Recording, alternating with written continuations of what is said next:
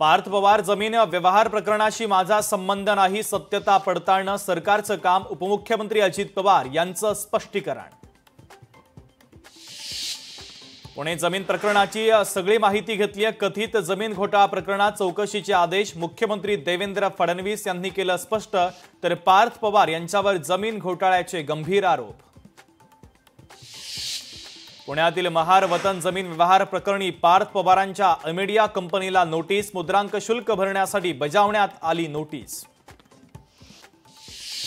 Facebook लाईव्हवर सरकार चालत नाही, फेस टू फेस काम केलं पाहिजे, घरामध्ये बसून नाही। एकनाथ शिंदे यांचा पुन्हा एकदा उद्धव ठाकरेंना टोला। उद्धव ठाकरेंच्या विरोधामध्ये निवडणूक आयोगात तक्रार, दौऱ्यादरम्यान आचारसंहितेचं उल्लंघन केल्याचा भाजपचे आमदार संजय केनेकर यांचा दावा। काटोल नरखेड विधानसभेत हजारो मतांची चोरी, भाजपच्या दबावातून निवडणूक आयोगाचं मतचोरीकडे दुर्लक्ष, माजी मंत्री अनिल देशमुखांचा आरोप।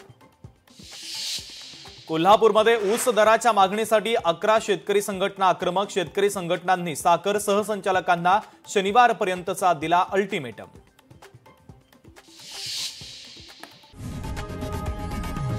लोकशाही मराठी ऐका, पहा, जागरूक रहा।